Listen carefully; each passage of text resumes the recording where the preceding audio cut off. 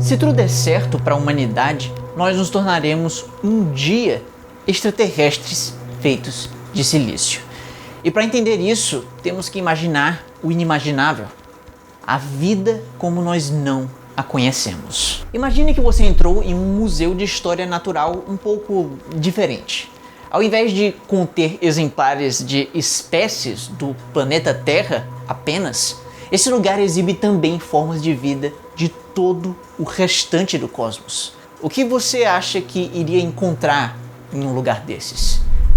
Bom, quem sabe algumas formas de vida até similares com a que nós estamos acostumados. Porém, isso não quer dizer que a vida precisa ser parecida com a que nós estamos acostumados aqui na Terra. O universo e o nosso museu imaginário podem conter seres que estão além da nossa compreensão. Tentar traçar os seus limites hipotéticos é como abrir uma caixa de Pandora para explorar a vida como nós não a conhecemos. Planetas e luas com gravidades diferentes podem dar espaço para planos corporais impossíveis aqui no nosso mundo. Ambientes com características radicalmente diferentes podem dar espaço para uma química da vida exótica para os nossos olhos terrestres. Inclusive, seriam criaturas tão exóticas que se um dia a humanidade tiver a sorte de encontrar elas, corre até o risco da gente nem sequer reconhecê-las como vida propriamente dita. É bem difícil prever como que alienígenas assim seriam na prática.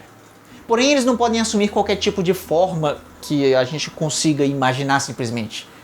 Porque não importa onde eles estejam, eles vão sempre ter uma coisa em comum com a gente. Ainda vão ter que obedecer às regras da natureza. Então vamos, a partir de agora, tentar dar um chute educado com base científica. Vamos imaginar como que seria uma forma de vida muito sugerida na ficção. A vida feita de silício. Seja qual for a forma de vida, em qualquer lugar do cosmos, ela vai ter uma característica em comum. A sua dinâmica vai ser consideravelmente mais complexa do que objetos inanimados. Dentro de um organismo é preciso um alto número de reações químicas acontecendo no ritmo certo para que uma estrutura física seja preservada e se multiplique. Isso quer dizer que é preciso que a vida tenha ao seu dispor um arsenal de diferentes tipos de moléculas, com diferentes propriedades. E para formar moléculas complexas, às vezes até gigantes, dentro de um mundo microscópico, é necessário um elemento químico especial, que sirva para criar longas cadeias ligando vários átomos ao mesmo tempo. Um elemento capaz de ser a espinha dorsal da vida. Alguém como o silício. O silício é capaz de se ligar a 4 outros átomos simultaneamente. Com isso é possível que se forme uma enorme cadeia ramificada, que pode tomar os mais variados formatos para exercerem funções biológicas específicas. Ou pelo menos é o que poderia acontecer hipoteticamente. Na prática nós não temos certeza disso, porque pelo menos aqui nesse planeta o silício não teve espaço. E não foi por falta dele, não. 28% da crosta terrestre é feita de silício, enquanto que somente 0,03% é de carbono. Existe quase 1 tonelada de silício para cada quilo de carbono. Mas ainda assim, a vida na Terra escolheu a opção mais difícil de encontrar. Ambos os átomos podem fazer 4 ligações, porém, o carbono é a espinha dorsal da vida como nós a conhecemos.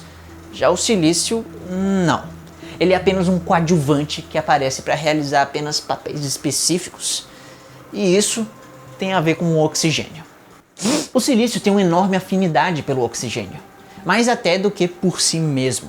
Ou seja, se uma cadeia feita de ligações entre átomos de silício entrar em contato com o oxigênio, então uma reação arrebatadora acontece.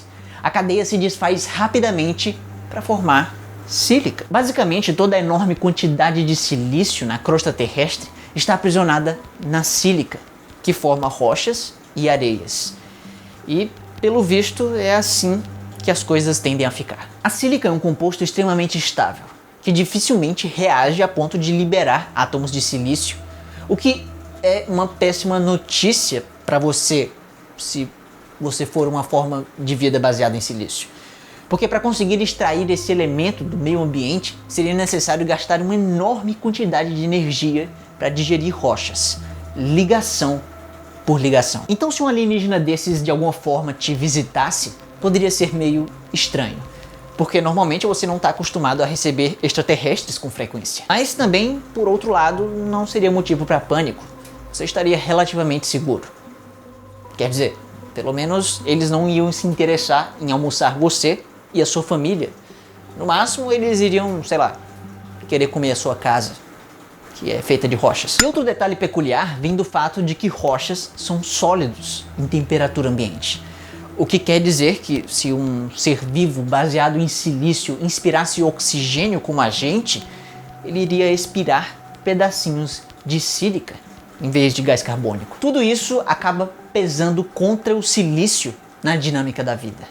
Mas o que é mais grave, o maior problema desse elemento químico é ele mesmo. Em muitos casos, as ligações entre esses átomos tendem a se desfazer facilmente, mesmo em ambientes sem oxigênio, o que tornaria difícil a ocorrência de longas cadeias de silício na natureza. Por essas e outras que os organismos do nosso planeta optaram pelo carbono, porque as ligações entre átomos de carbono são mais estáveis do que entre carbono e o oxigênio. Isso quer dizer que o carbono forma longas cadeias sem tantos problemas. E quando reage com o oxigênio, forma gases, como o gás carbônico que sai na nossa respiração. E talvez, como você possa imaginar, a vida fica muito mais fácil quando ela depende de gases solúveis do que pedras circulando pelo seu corpo todo.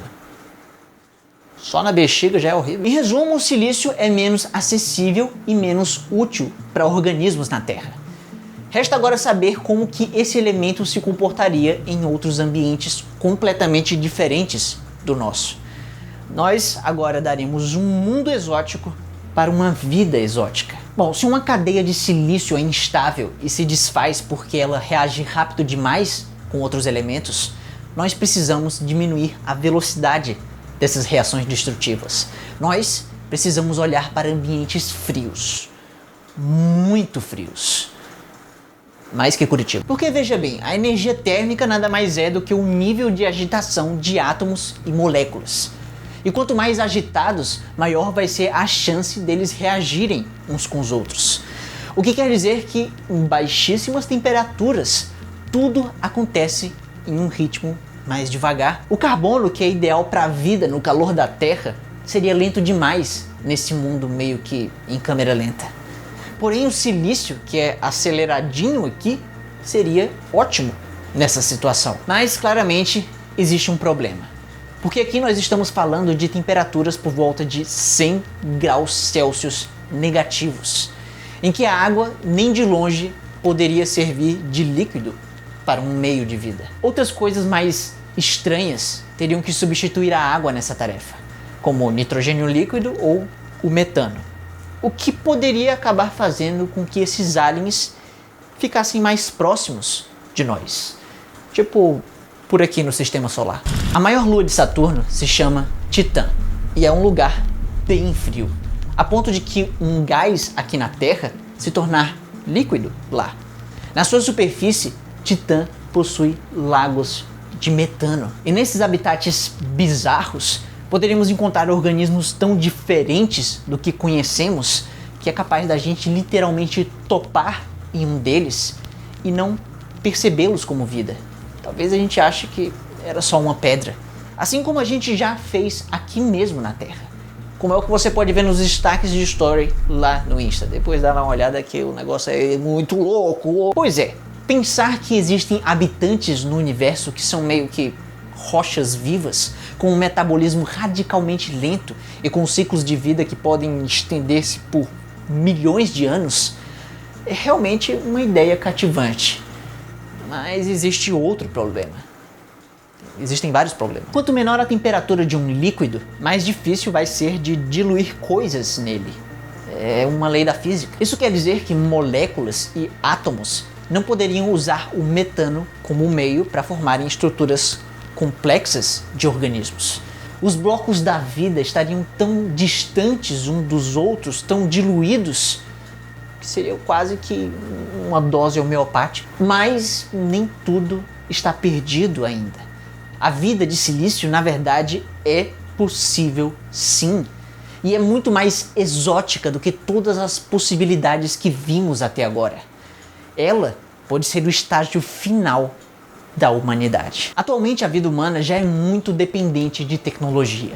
O nosso conhecimento, incluindo a informação genética da nossa e diversas outras espécies, já está presente na forma de silício, dentro de computadores. E talvez em um futuro distante, se nós não nos autodestruirmos até lá, para superar as limitações biológicas da condição humana, nós teremos que nos fundir ao silício das máquinas. Poderíamos viver indefinidamente, ter um nível de conhecimento estrondoso, habitar mundos com ambientes radicalmente diferentes e mudar nossas formas físicas sem ter que esperar pelo vagaroso processo da evolução. Essa forma pode ser o estágio final da humanidade e de qualquer outra civilização suficientemente avançada.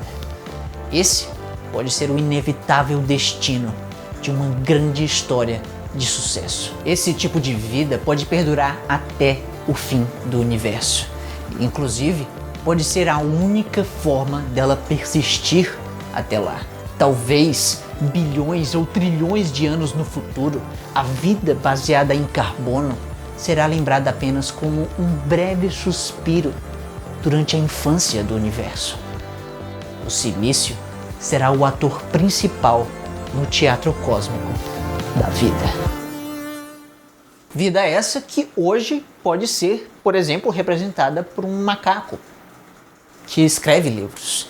E para saber por que eles estão fazendo isso, basta clicar bem aqui. E se você curtiu esse vídeo aqui, aumente então o engajamento dele para o YouTube espalhar mais a ciência por aí. Basta deixar um comentário aqui e pode ser, sei lá, qualquer coisa aí, bota o seu café da manhã, é importante. E muito obrigado por acompanhar o maior canal de ciência do Nordeste. Não esquece que quarta tem vídeo novo. Tchau!